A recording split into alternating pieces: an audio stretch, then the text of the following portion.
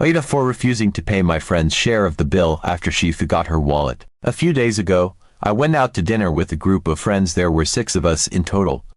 We had planned this for weeks, and I had been really looking forward to it. It's not every day that we get to meet up like this.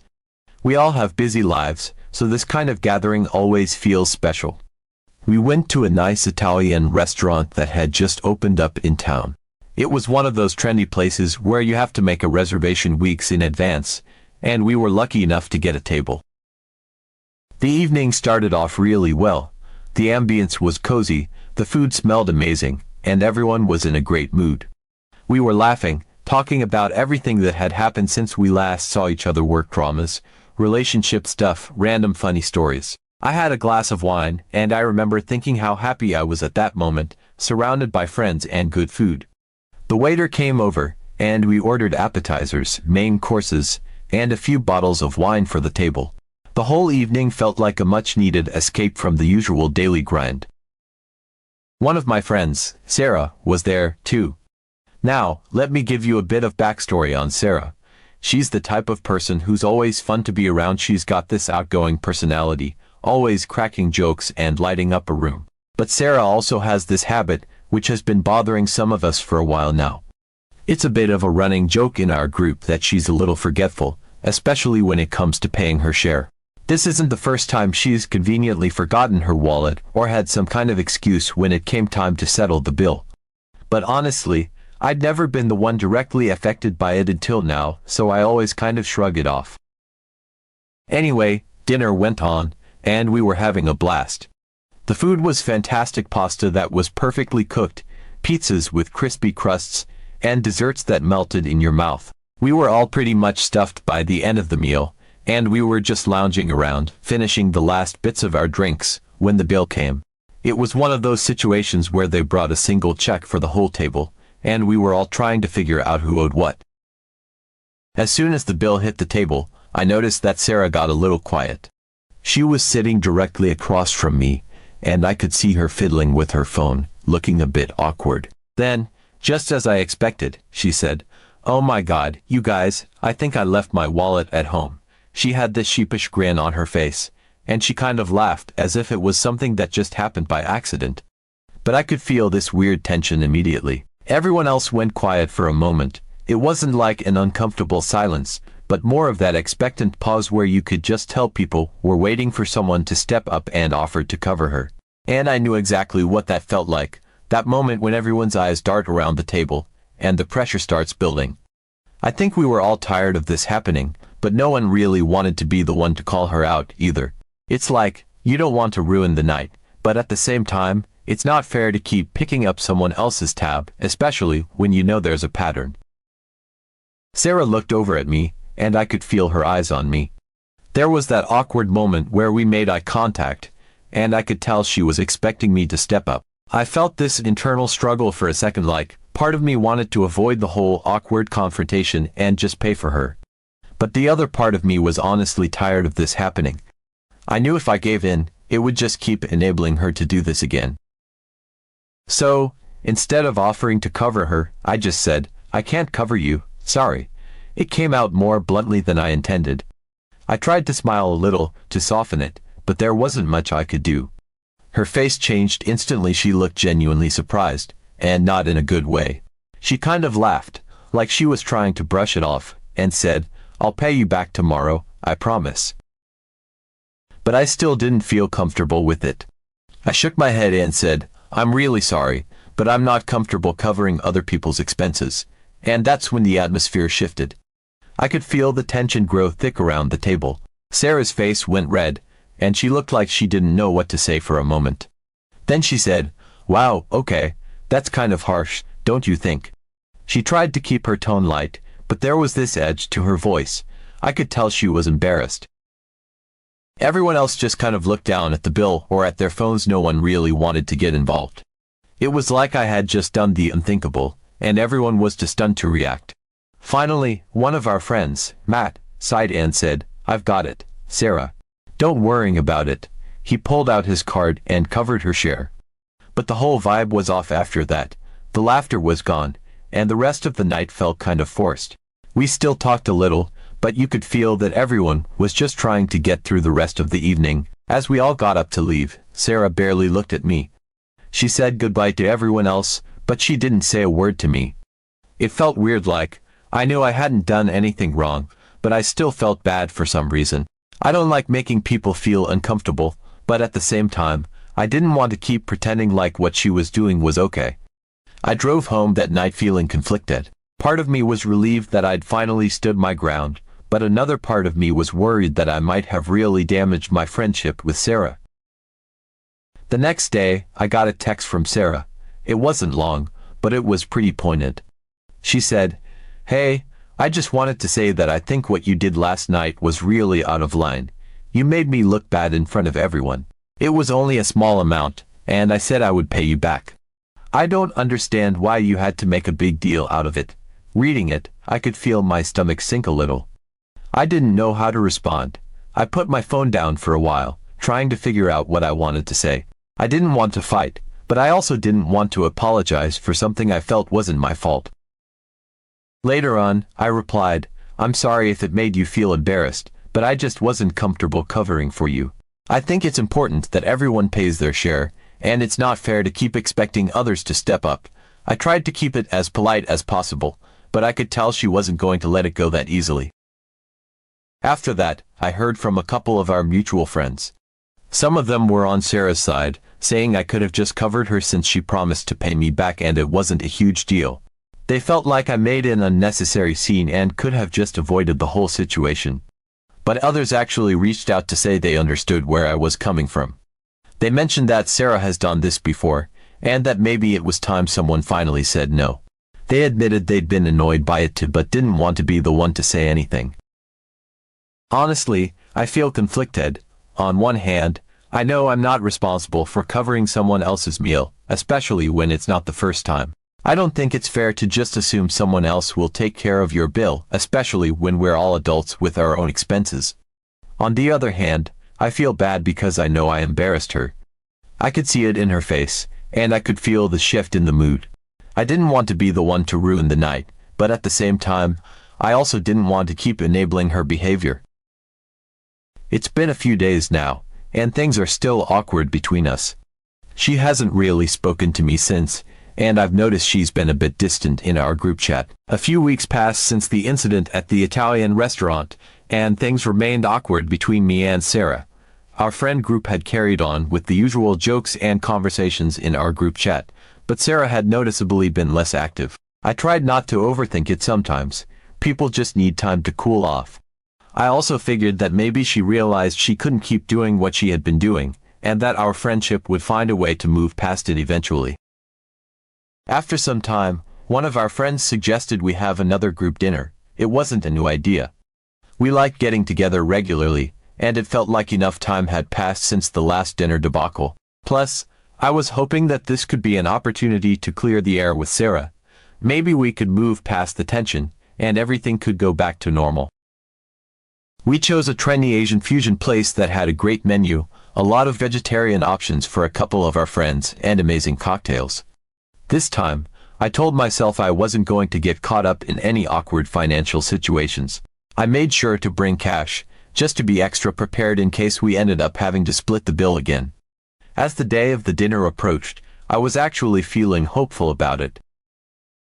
When the day finally came, we all met up at the restaurant. Sarah showed up a bit late, but she was her usual bubbly self, hugging everyone, making jokes, and acting like nothing had ever happened. Part of me felt relieved. Maybe we could just leave the weirdness behind. The night started off great. Our drinks arrived, and the conversation was flowing naturally. We laughed over ridiculous memes, caught up on each other's work lives, and just enjoyed being together. The food was fantastic, the plates were beautifully arranged, and we passed around dishes so everyone could have a taste of everything.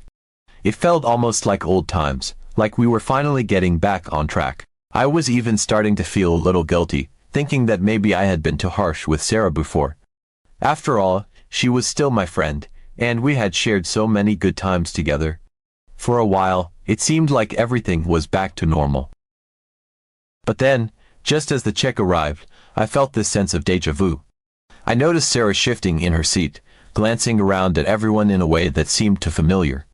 The server set the bill on the table, and we all started pulling out our wallets. I saw Sarah rummage through her bag, and I just knew what was coming. I felt that same tension, that same awkwardness that I had felt at the last dinner. Sarah sighed dramatically and said, "Guys, I'm really sorry, but I only have about half of what I owe for my share." She had this apologetic smile on her face, and she looked around the table.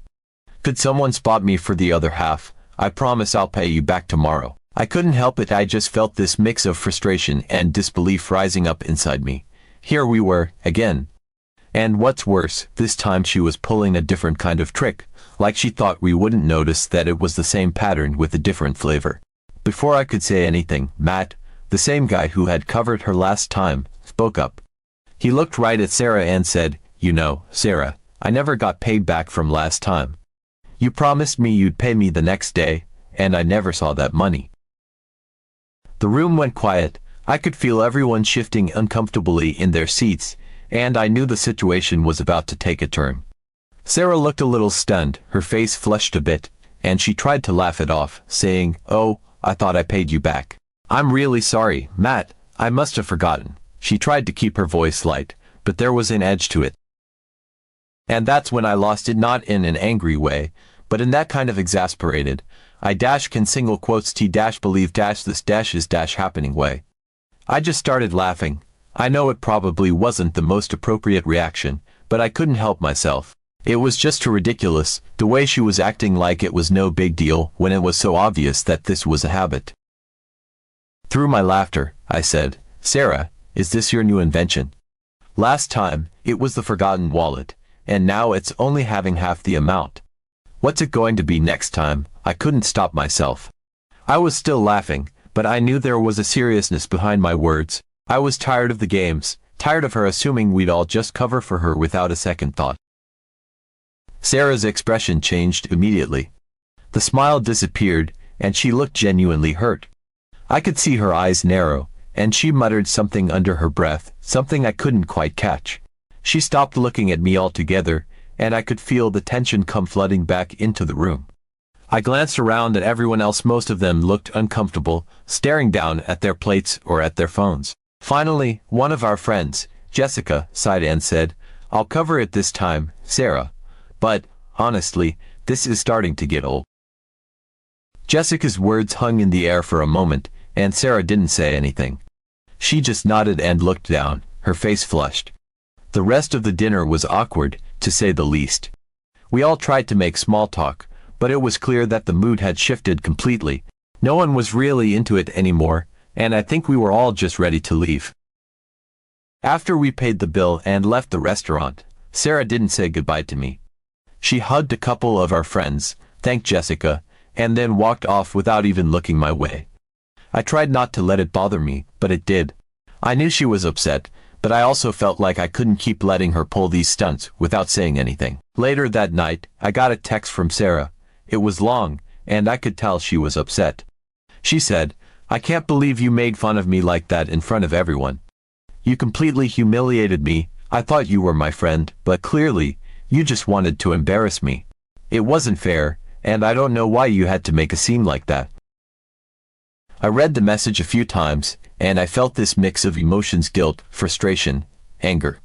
I didn't want to hurt her feelings, but at the same time, I know I hadn't done anything wrong.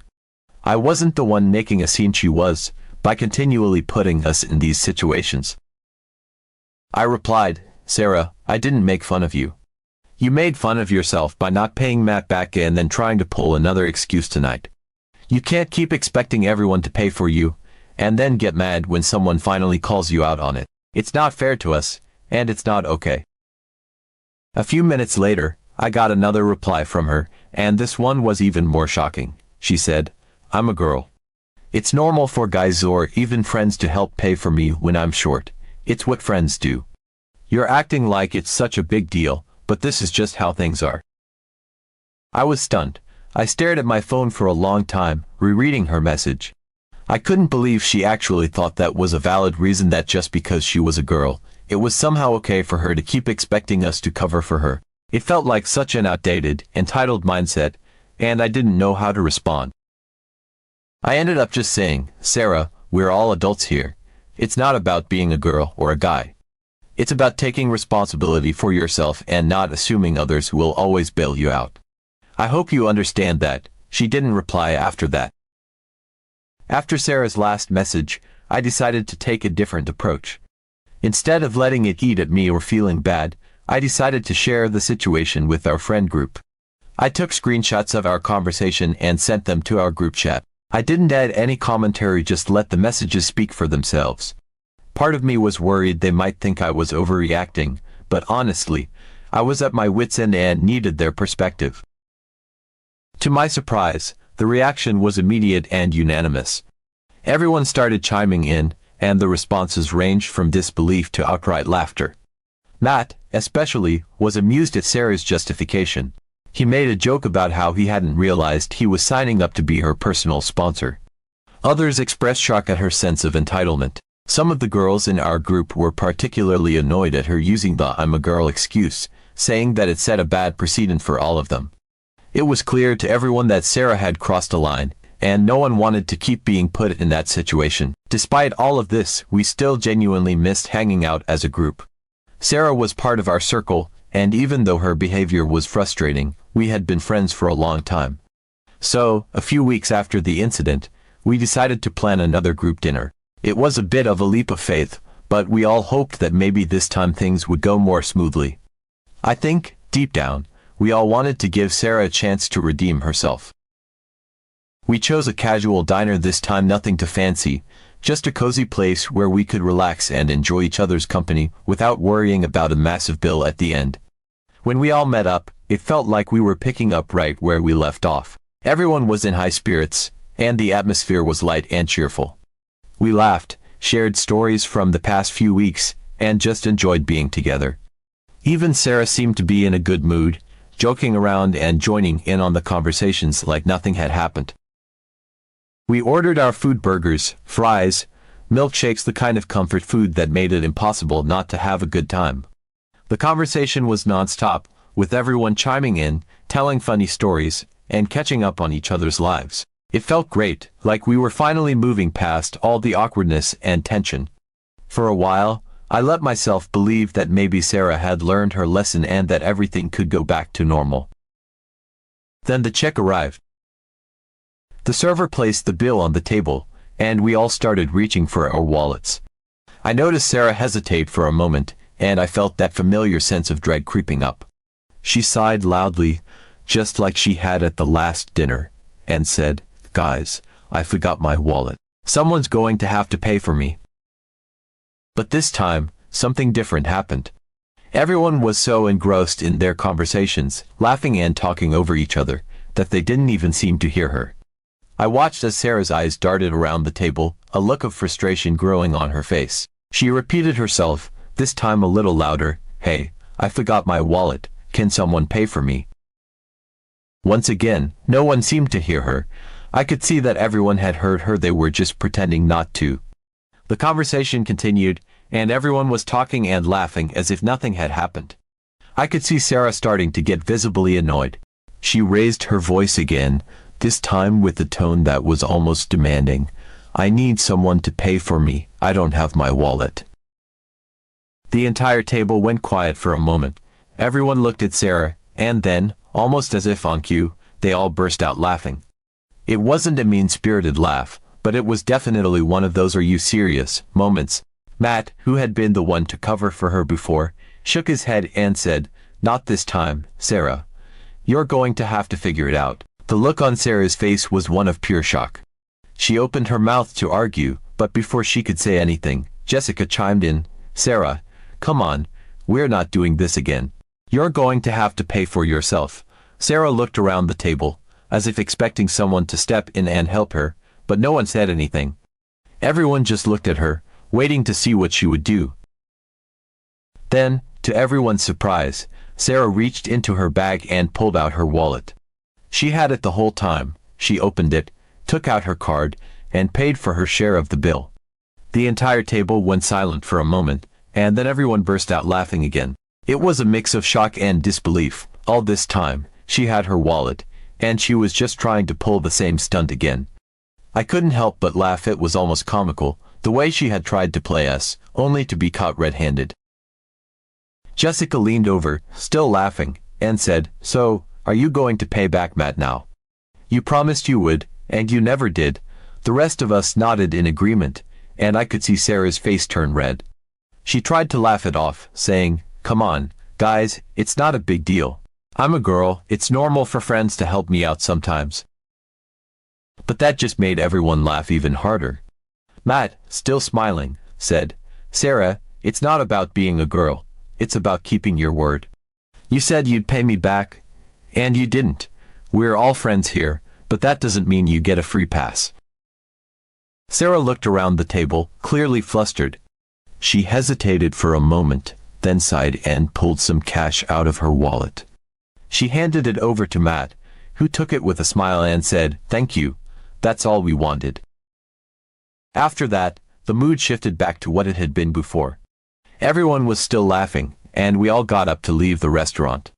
As we walked out, Sarah stayed quiet for the most part, but no one was giving her a hard time anymore. It felt like a weight had been lifted, like we had finally addressed the elephant in the room, and now we could all just move on. As we left the restaurant, we all started joking about the whole situation. It was clear that no one was holding a grudge, but at the same time, we weren't going to let Sarah off the hook so easily anymore. It felt like a turning point, like maybe she had finally gotten the message. The fact that Sarah actually had her wallet with her the whole time, and was just trying to get out of paying, was almost too ridiculous to believe. But at the same time, it made perfect sense, given everything that had happened before. I don't know if Sarah will change her ways after this, but I do know that things are different now. She can't just assume that we'll cover for her without question, and she definitely can't use the "I'm a girl" excuse to get out of taking responsibility for herself. We're all adults here, and we all have our own expenses to deal with. It's not about gender, it's about fairness and respect.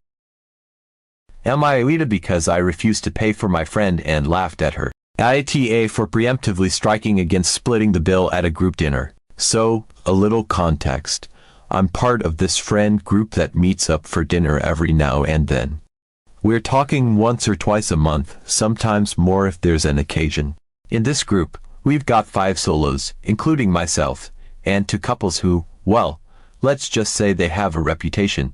For as long as I've known them, these 2 couples have this thing about splitting the check evenly no matter what, and they always seem to treat group dinners as their chance to have a meal on someone else's dime. You know the type, ordering appetizers like they're free samples, cocktails like they're the only ones thirsty, and always opting.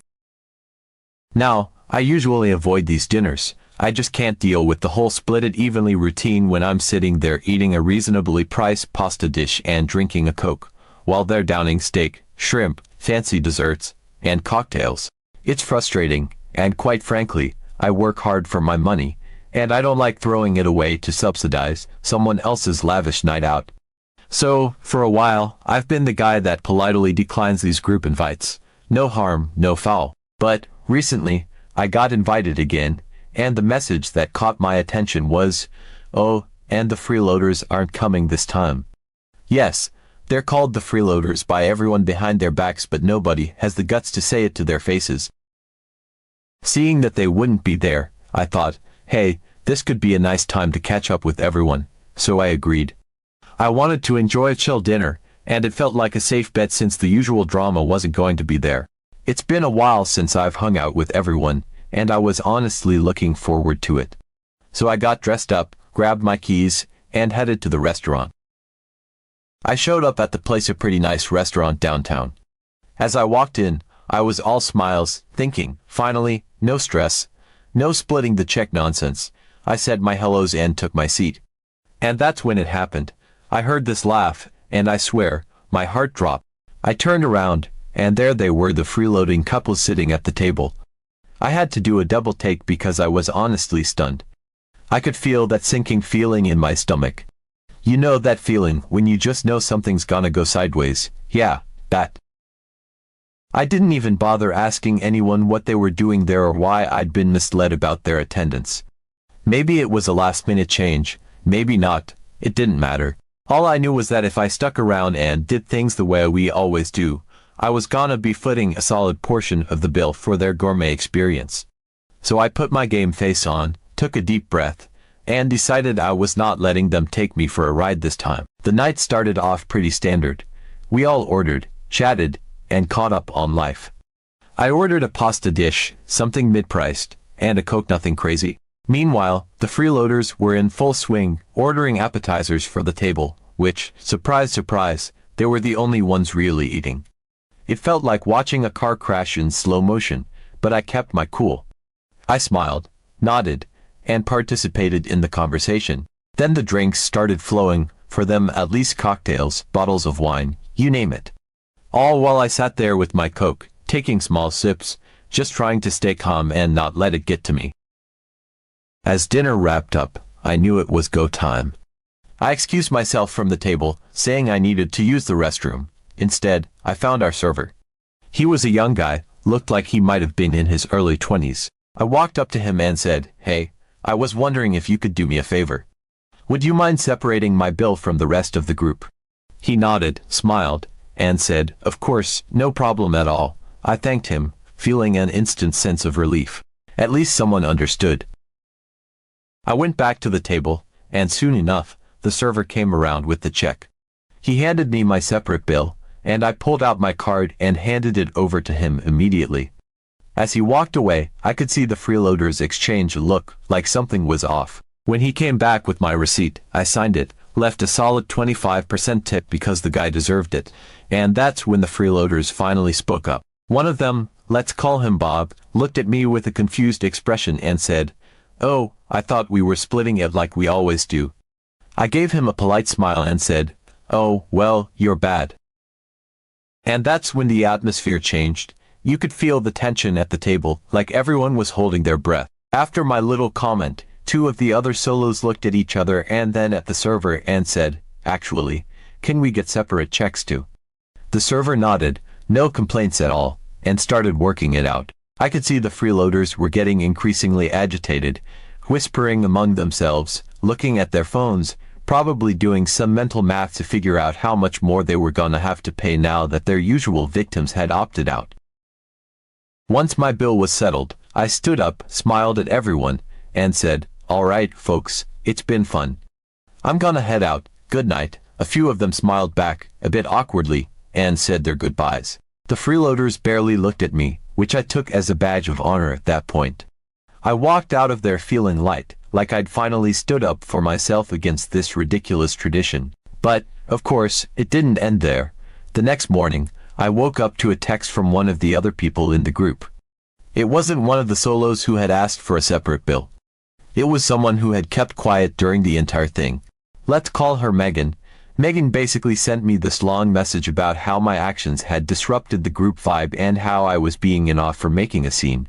She said the freeloaders felt awkward and blindsided because we always split the bill evenly and that the whole point of these dinners was for everyone to enjoy themselves without worrying about costs. She even added that splitting it evenly helps with the 20% group gratuity, which, honestly, felt like such a reach. I was stunned. I mean, was I supposed to just keep letting them take advantage of me? I texted her back, saying I wasn't going to be guilted into spending beyond my means, especially when it was clear that the freeloaders were exploiting this setup. I also reminded her that the only reason I'd come in the first place was because I'd been told that these freeloaders wouldn't be there. I told her they've been pulling this crap for years, and I was tired of it. Megan responded with some passive-aggressive comment about how I should have just played along for the sake of the group and that my actions made others reconsider how they were paying too, which caused confusion and disrupted the dinner. I couldn't believe what I was reading. It wasn't like I stood up on my chair and shouted, "Separate checks for everyone." I literally just quietly handled my own bill and left. And here's the kicker. I found out later that two of the solos who asked for separate bills had actually texted each other afterward, saying they were glad I did what I did because they'd felt the same way for a long time, but didn't want to be the first to rock the boat. So, if anything, I feel like I finally gave people the push they needed to stand up to this freeloading nonsense.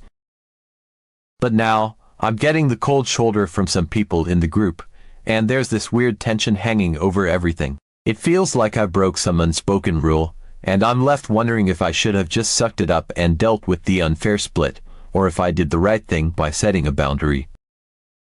Update. So, I've got an update for everyone. Honestly, I'm feeling a mix of emotions about everything that's unfolded since that dinner.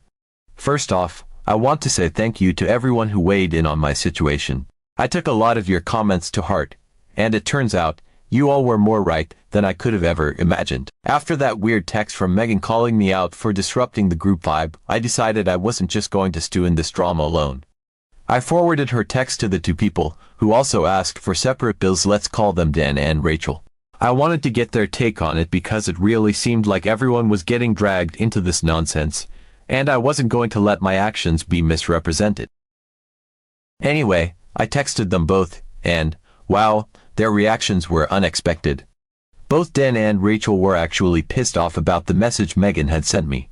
Dan responded first, and I could tell he was typing like a madman because I got like 4 separate messages within a minute of each other. He was really blunt about it. That's total BS. You're definitely not the I'm glad you did what you did. He went on to say that he was getting tired of the moochers too and had been dreading these dinners for months. He said that, honestly, he'd wished he had stood up for himself sooner, but he always found himself going along to avoid rocking the boat. Then Rachel chimed in with her take, and it really surprised me. She said something that really put things into perspective for me.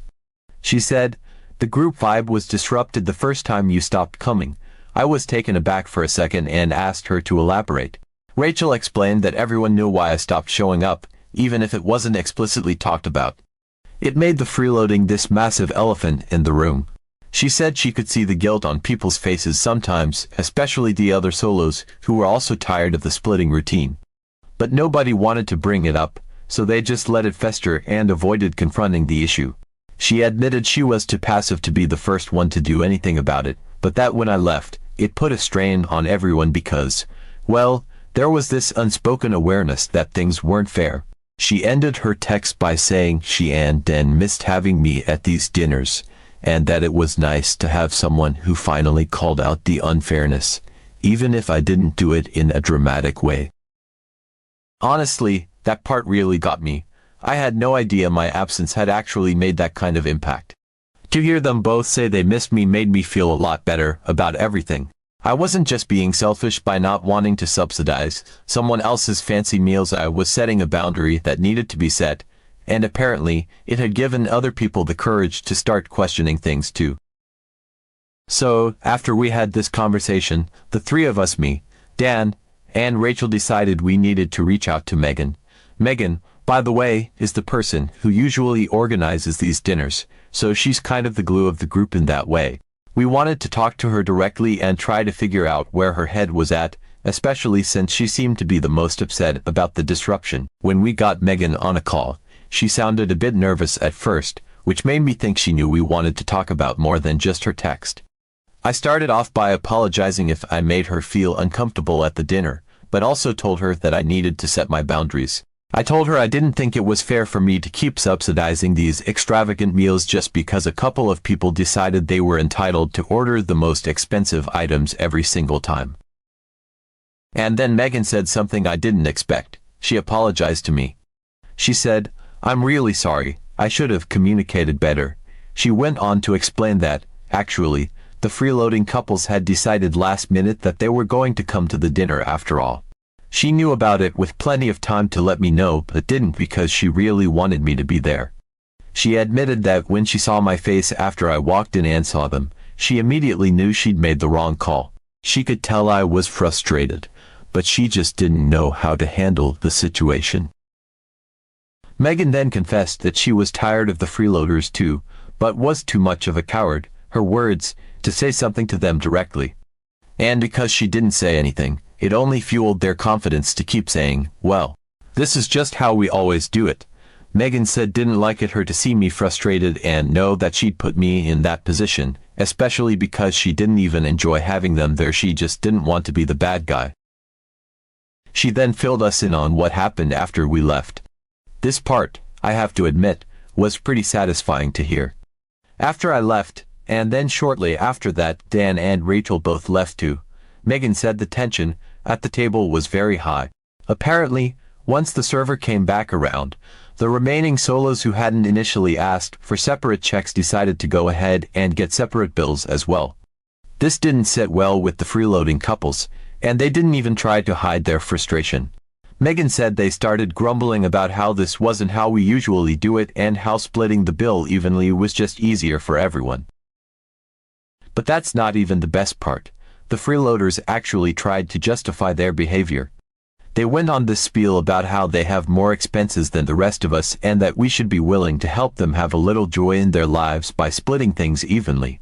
Can you believe that? Megan said they were acting like we were all being heartless for not wanting to pay for their luxurious dinner habits. One of them even said, "Wouldn't it be hard for you to help us from time to time?"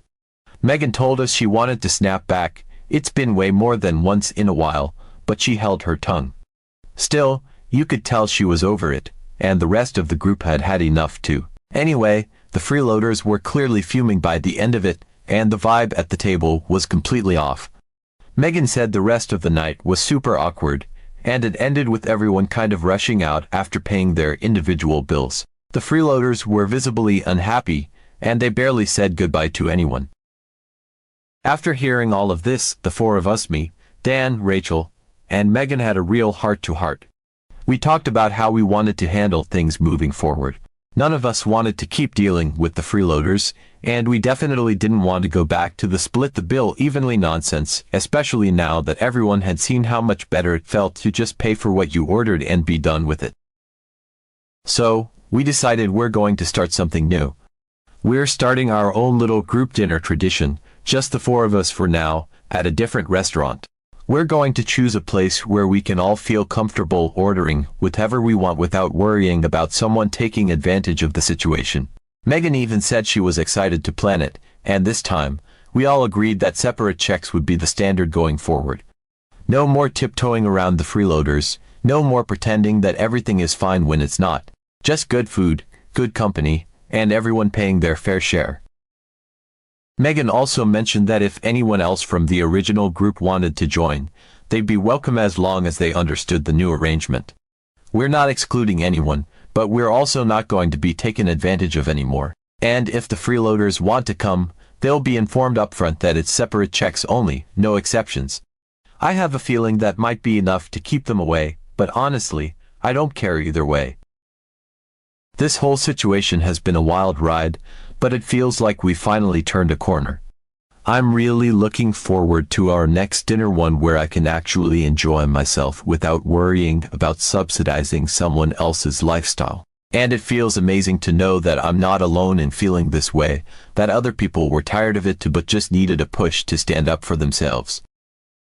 So, that's where things are at now. I've learned a lot through this experience, not just about setting boundaries, but also about how sometimes you've got to be the one to make a move if you want things to change. I'm really grateful to Dan, Rachel, and Megan for standing by me, and I'm hopeful that our new group dinners are going to be even better than before. It's funny how something as simple as paying for your own meal can end up making such a big difference, but here we are. And to those freeloaders, maybe it's time to learn how to budget. Update.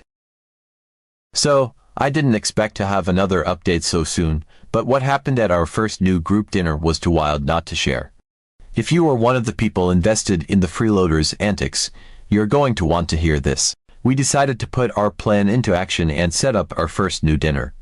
It was me, Dan, Rachel, and Megan, and we picked a restaurant none of us had been to before, a nice little Italian place across town. We figured a fresh start deserved a fresh venue, plus the food looked amazing online, and the reviews were solid.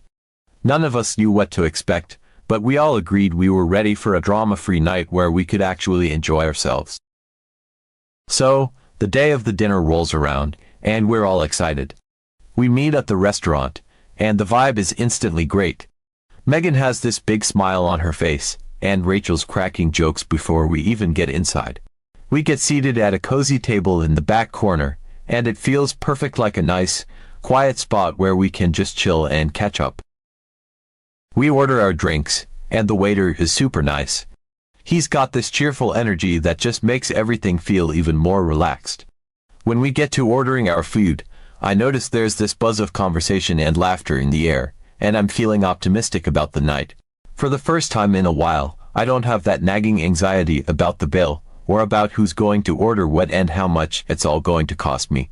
We each pick exactly what we want, no judgment, no worries about splitting things evenly, just the freedom to get what we actually feel like eating.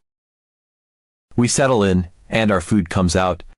I ordered a carbonara, and let me tell you, it was amazing. Creamy, rich, perfectly seasoned. We're all diving into our meals and just enjoying each other's company, and it feels good, like we found our little groove again. We're talking, laughing, and sharing stories when suddenly, out of the corner of my eye, I see something that makes me pause. It takes me a second to register what I'm seeing, but then I lean in to whisper to Megan, "Hey, isn't that?" And she follows my gaze. There, not too far away, sitting at a table on the other side of the restaurant, are none other than the freeloaders, both couples, all four of them. Megan's eyes widen, and she gives me this look like, "You've got to be kidding me." I nudge Dan and Rachel too, and pretty soon, we're all glancing over, trying to be subtle, but also kind of amazed by this coincidence. The freeloaders are sitting there, at a table with another group of people, none of whom we recognize, and they seem to be having a pretty lively conversation. Now, I know some people might say that this is just a coincidence and that maybe they just wanted to try out the new restaurant too, but honestly, it was just too funny. Here we were, trying to escape the freeloading drama, and boom, there they are, almost like the universe was playing some sort of cosmic joke on us. We tried not to stare, and we got back to our own conversation, but I could tell we were all keeping an ear open to the freeloaders' table. At first, it seemed like they were having a good time. There was a lot of laughter, a lot of loud talking, and they were ordering quite a bit of food, appetizers, drinks, the works. It honestly made me wonder if they'd pulled the same trick on this new group that they had on us. Anyway, we continued with our meal, but it wasn't long before the energy at the freeloaders' table started to change. It started with one of the freeloading couples, the husband and wife, kind of muttering something that sounded tense. The woman from the other group, who looked like she might have been the one organizing their dinner, seemed to get this confused expression, like she didn't understand what was going on. Then came the familiar tone, low, annoyed, and unmistakable, "Well, this is how we always do it." I think my ears perked up like a dog who just heard the treat bag rustle. Megan, who had been in the middle of telling us a story about her dog eating her favorite shoes, stopped talking and gave me a look like, "Are you hearing this too?" The volume at the freeloaders' table started getting louder. The couple who'd tried to freeload off us last time were now clearly arguing with their new group.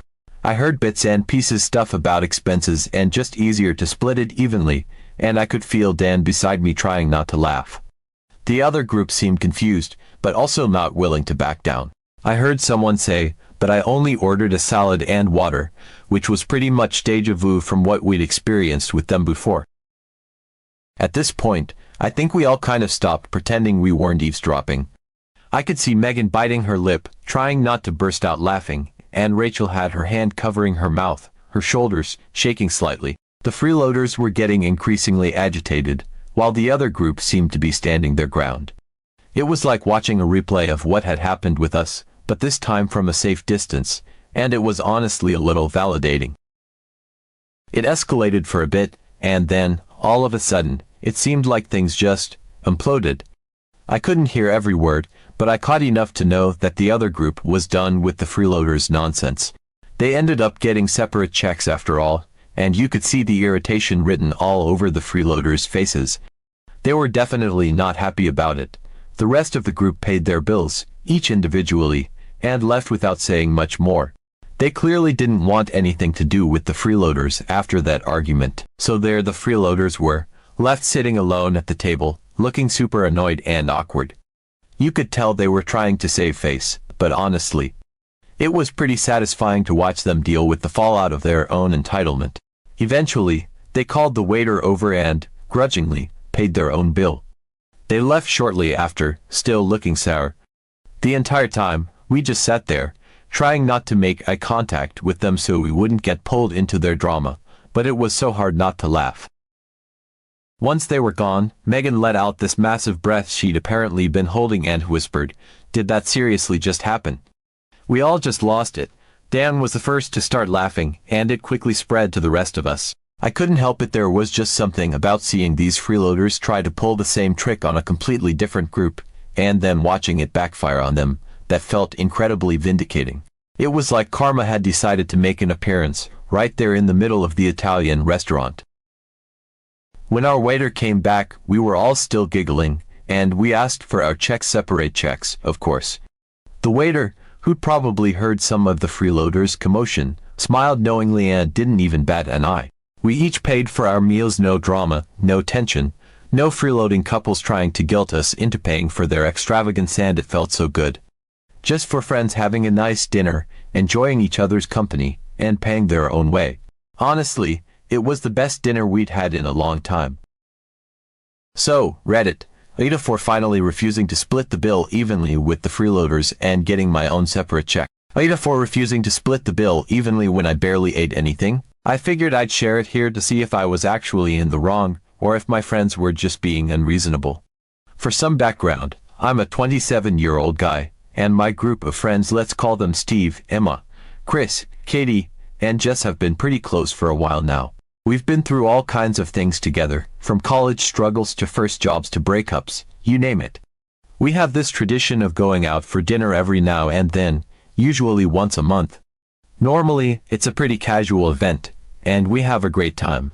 But this time, it kind of went sideways. It was Jess's idea to go to this particular restaurant. She had been raving about it for weeks. It's this fancy spot downtown, known for its great food but also pretty steep prices. I didn't really care much where we went after all. It was meant to be a fun night out with friends, but I wasn't exactly thrilled about the price tag. See, I'd just gotten hit with an unexpected car repair bill earlier that week, and my budget for the month was a bit tight. But I figured, what the hell, I'll just get something light. So, we get to the restaurant, and it's as fancy as advertised. The kind of place where there are cloth napkins folded all fancy-like, and the menu doesn't even have prices for some of the dishes. You just have to assume you're getting something premium. Immediately, I start glancing through the appetizer section.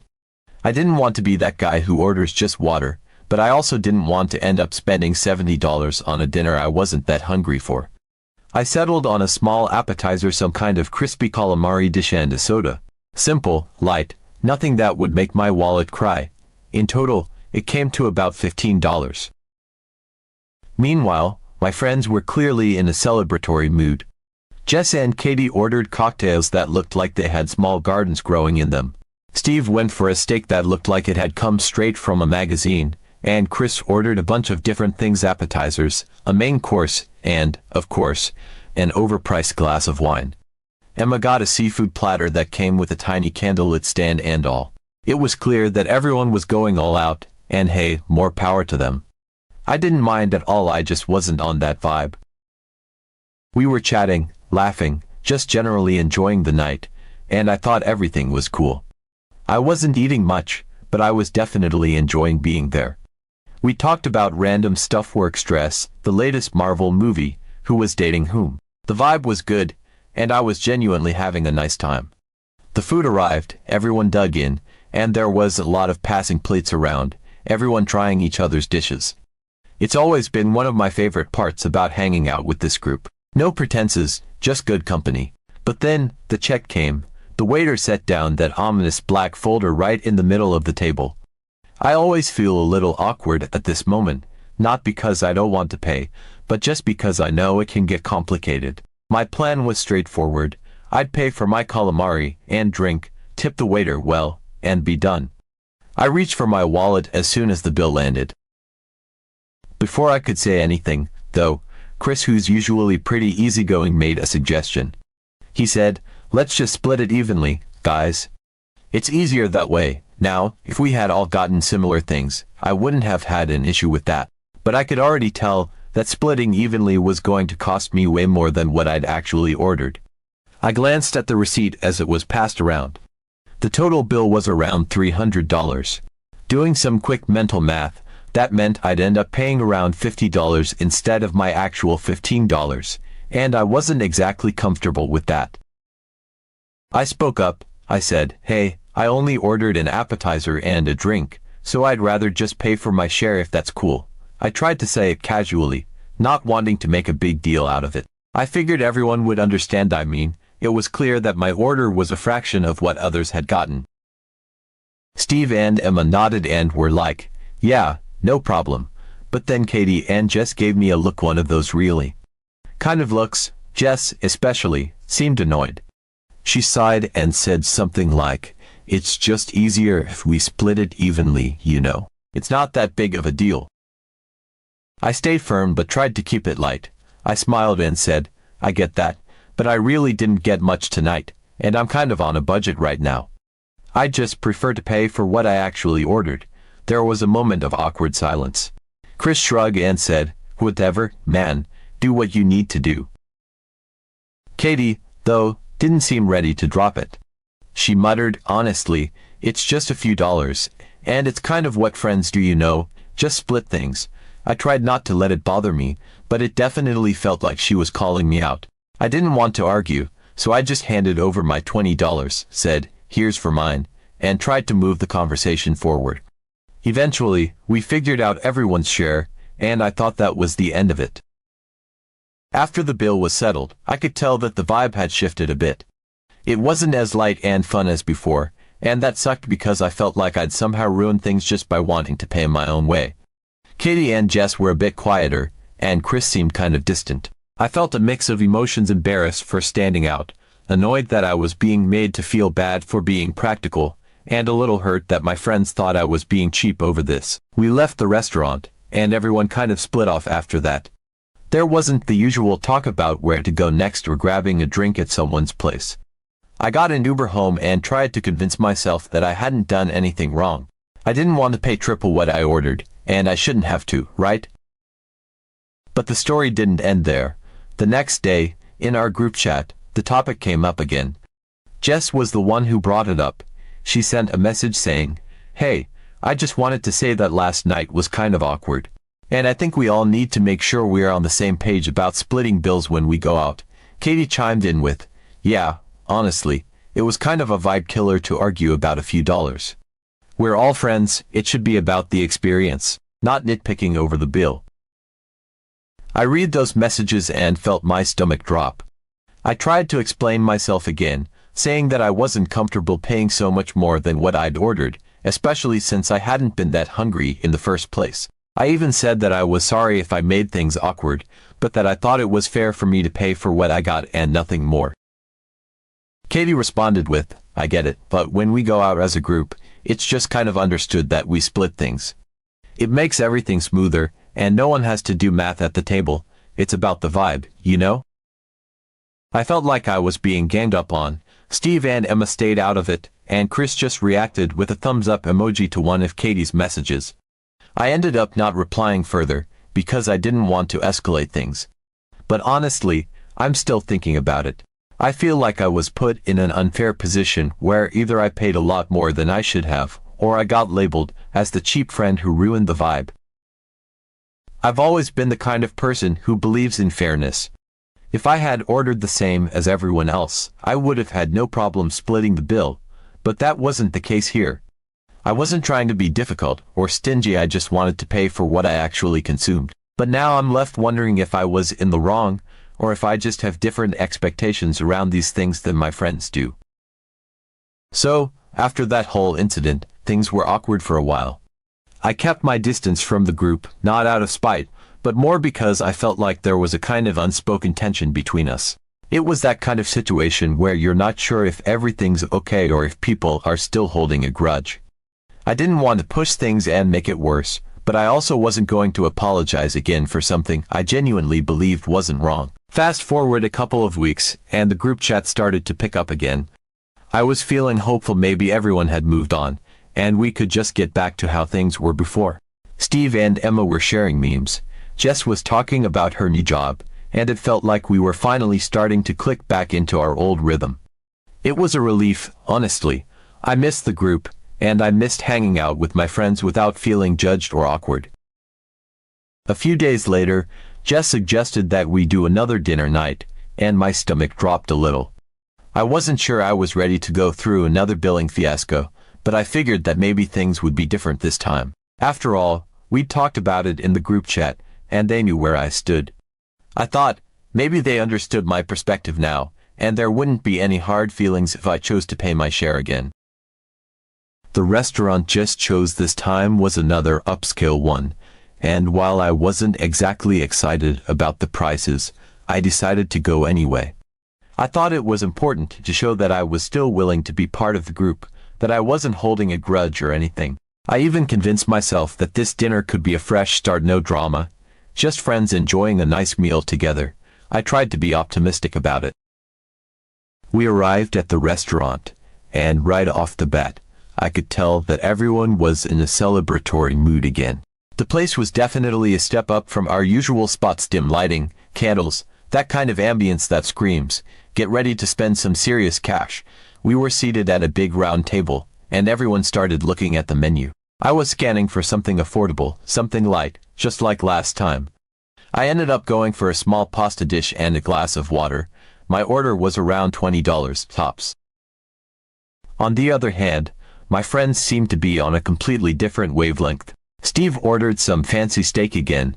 Jess got a seafood platter that looked like it could feed an entire family. Katie and Emma were debating over which bottle of wine to get, and eventually, they ordered a bottle for the table. Chris, as usual, was ordering a bit of everything: appetizers, a main course, and dessert. I stayed quiet and smiled along, trying not to feel out of place. I wanted to have a good time, and I didn't want to be the odd one out. Dinner went on, and honestly, it was fun. We laughed, we talked, we caught up on each other's lives. I really thought this time, things were going to end on a good note. When the food came, everyone shared bites again, and it felt like old times. My anxiety about the bill was in the back of my mind, but I tried my best not to let it show. I didn't want to ruin the evening by bringing up money, and I convinced myself that it wouldn't be an issue. Surely my friends wouldn't expect me to pay the same amount as them when I clearly hadn't ordered the same. Eventually, the waiter brought the check, and I could feel the tension rise within me. I wanted to believe it would be different this time. I wanted to believe my friends would understand. Chris grabbed the bill and gave it a quick glance, and before I could even think about speaking up, he said, "All right, let's just split it evenly again, guys." I froze for a moment, hoping that maybe someone would speak up for me, maybe Emma or Steve, since they'd seemed understanding last time. But, to my dismay, everyone just nodded along. It was like déjà vu, except this time, I knew what was coming. I took a deep breath and said, trying to keep my tone as light as possible, "Actually, I think I'd prefer to just pay for my own again. I really didn't get that much tonight, so it wouldn't be fair for me to split evenly." The moment I said it, I could feel the atmosphere shift. Katie sighed loudly, and Jess rolled her eyes. Chris, who still had the bill in his hands, looked at me with this exasperated expression. He said, "Dude, come on, we've talked about this. It's just easier to split it evenly. We're all friends here, it's not a big deal." Katie chimed in, "Yeah, honestly, let's not ruin the vibe again. It's just a few extra dollars. We're here to have a good time, not to nitpick over the check." I could feel my face getting hot, and I was caught between wanting to stand my ground and not wanting to make a scene. I glanced at Steve and Emma, hoping they'd back me up, but they both just kind of looked down at their hands, clearly not wanting to get involved. I swallowed and said, "Look, it's not about the money, it's just that I didn't order as much as everyone else.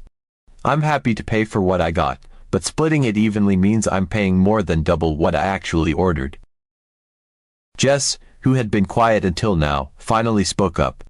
She looked right at me and said, "You're really going to do this again? We're all trying to have a nice night, and you're making it awkward. It's just what we do as friends. We split it, and no one has to worry about it. You're kind of ruining the vibe right now." I felt a lump form in my throat. I could feel everyone's eyes on me, and it was like I was back in high school, being called out in front of the class. I didn't know what to say. Part of me wanted to just walk out, but I didn't want to make things worse. I didn't want to be that guy who storms out and makes everything dramatic. I just wanted to be treated fairly, but at that moment, it felt like I was alone in that. Chris then added, in a more firm tone, "Look, man, we're all just trying to make this easy. We're not asking for a lot here, just split it evenly, and let's move on, please." I could feel my resolve crumbling. I didn't want to fight with my friends, and I didn't want to be the one who ruined the vibe again. I sighed, defeated, and finally said, "Fine, I'll pay the split." Katie smiled, almost as if nothing had happened, and said, "Great. See, that wasn't so hard." Jess nodded, and Chris gave a quick nod of approval. I watched as Chris calculated how much we each owed, and I pulled out my card, trying to keep my face neutral, even though I felt like my insides were twisting. When the waiter came by, we all handed over our cards, and I paid my share $55, when my actual meal had been $20. I sat there, pretending everything was fine, but inside, I was fuming. I felt like I had been forced into something I didn't agree with, just to keep the peace. The rest of the group seemed completely unbothered, like nothing had happened, and they moved on with their conversations. I tried to join in, but I couldn't shake the feeling of resentment building up inside me. When we finally left the restaurant, everyone was making plans to grab a drink at a nearby bar, but I made an excuse about having an early morning and called an Uber instead. I couldn't do it. I couldn't pretend like everything was okay when I felt so disrespected. I didn't want to blow up at them, but I also didn't want to sit there and let my frustration simmer any longer. I needed space. In the Uber ride home, I replayed everything in my head, wondering if I was really the one in the wrong. Was I just being stubborn? Was it really that unreasonable to want to pay for what I actually ordered? I couldn't help but feel hurt that my friends, people I'd known for years, couldn't see where I was coming from. It wasn't about the money, it was about the principle. I just didn't think it was fair for me to pay for everyone else's expensive meals when I clearly hadn't ordered the same. When I got home, I sat on my couch, staring at my phone. The group chat was already buzzing with messages, photos from the bar, jokes, more plans. I didn't reply. I couldn't. I felt like I didn't belong, like I was somehow on the outside of this group I'd always considered my closest friends.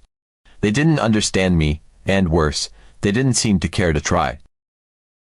After that dinner, I couldn't shake the feeling of frustration.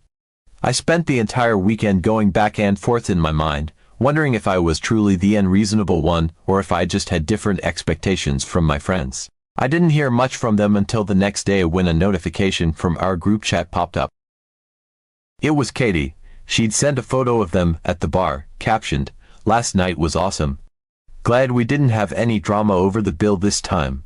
The message hit me like a punch to the gut. It was like she was throwing it in my face, as if my wanting to pay my fair share was some kind of nuisance that they were finally free from. I watched as Steve, Jess, and Chris all liked the message. Steve replied with, "Yeah, glad we all got to relax for once," and Jess added, "100%, no stress, just vibes." I didn't reply.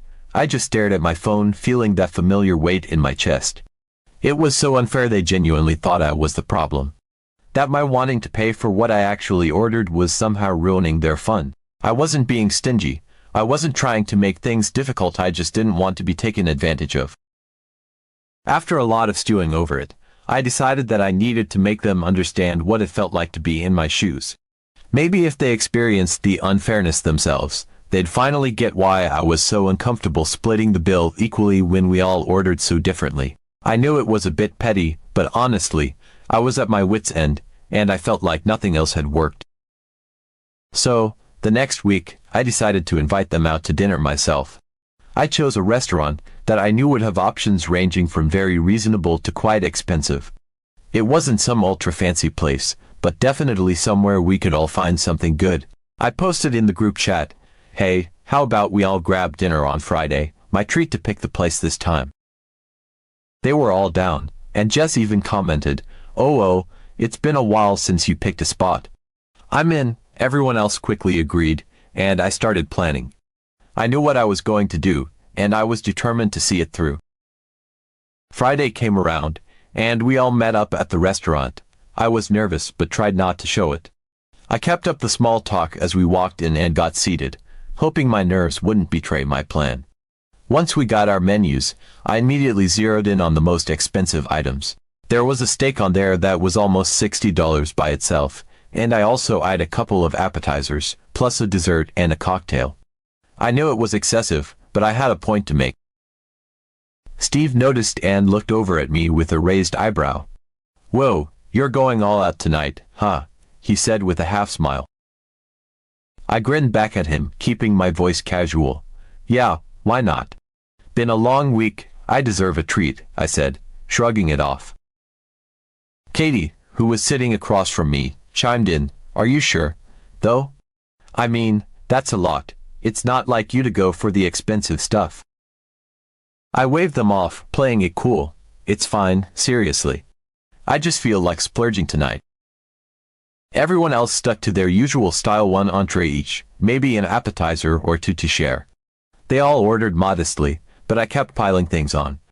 2 appetizers, the steak, a side dish, a fancy cocktail, and a slice of cheesecake for dessert. It was almost embarrassing, but I was determined to follow through.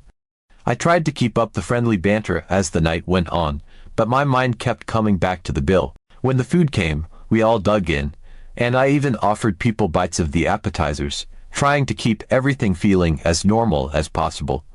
The conversation was flowing, and I could tell that everyone was having a good time.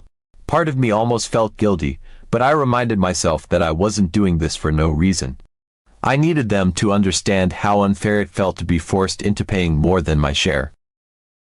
Finally, when we were all done and the waiter brought the check, I didn't hesitate. I reached for it before anyone else could, opening the billfold and glancing at the total. It was a little over $200. Most of that was my order. I cleared my throat, plastering on a smile. "All right, guys, let's just split it evenly. Yeah, makes it easier for everyone." I shrugged, trying to keep my tone light. "Come on, guys, we're all friends here, right? We're not going to make it complicated by calculating who owes what. Let's just split it evenly and keep the vibe going." Katie stared at me, her eyes narrowing slightly. "But your food was, like, the same cost as what we all got combined. It doesn't really make sense for us to split it evenly, does it?" I could tell she was trying to be polite, but there was a definite edge to her voice. I just smiled back, keeping my tone casual but firm. "Hey, last time we split the bill evenly, even though I didn't get much. You guys said it was about keeping things simple, about the vibe, right? I'm just following the same logic here." There was a long, awkward silence. Jess looked like she wanted to say something, but she just pressed her lips together, glancing around the table. Steve looked uncomfortable, shifting in his seat. Finally, Katie sighed heavily. "Fine, whatever. Let's just split it," she said, her voice dripping with irritation. I could feel the tension at the table as everyone reluctantly nodded. Chris pulled out his phone, doing the quick math for everyone's share. When he told them how much it was, over $50 each, everyone's expression soured. I knew they weren't happy about it, but I was determined to see this through. I handed over my card, along with the others, and we paid. The rest of the night was awkward, to say the least. We all made our way out of the restaurant, and I could tell that the vibe was completely different from earlier. No one was making plans for a bar or drinks afterward. Instead, everyone just sort of mumbled their goodbyes, clearly eager to leave. I got into my car, feeling a mix of satisfaction and regret. I knew I'd made my point, but I also knew I'd probably pissed everyone off in the process. Later that night, I got a notification from the group chat.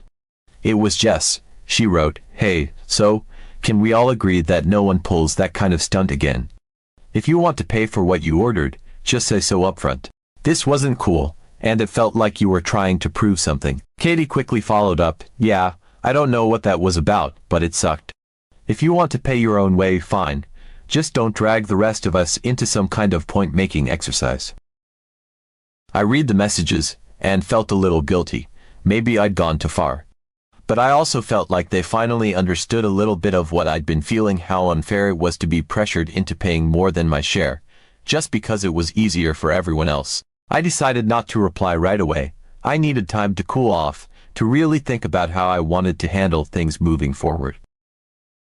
The next day, I finally replied, "I'm sorry if it felt like I was trying to make a point. I just wanted you guys to understand how I felt last time. I didn't mean for it to come off like that, but I felt like no one was really hearing me. From now on, I'm happy to just pay for what I order, and I won't make a fuss about it. I hope we can move past this. There was a pause in the chat, and eventually, Chris replied, "Alright, let's just call it even and move on. No more surprises, okay?" Katie and Jess liked the message, and Steve added, "Fair enough. Let's just keep things chill from here on out." For a moment, no one said anything. They all just looked at me, and I could see the confusion starting to settle in. Chris finally spoke up. Dude, I mean, you ordered way more than the rest of us. Maybe we should just pay for what we got." He had this nervous chuckle, like he wasn't quite sure if I was serious. So, Reddit, was I wrong for not wanting to split the bill evenly? Should I have just sucked it up and paid the $50 to keep the peace, even though I only ordered $15 worth of food? I hate that this small thing has caused tension with my friends, but I also don't think it's fair for me to subsidize everyone else's expensive meals just because they wanted to have a fancy night out.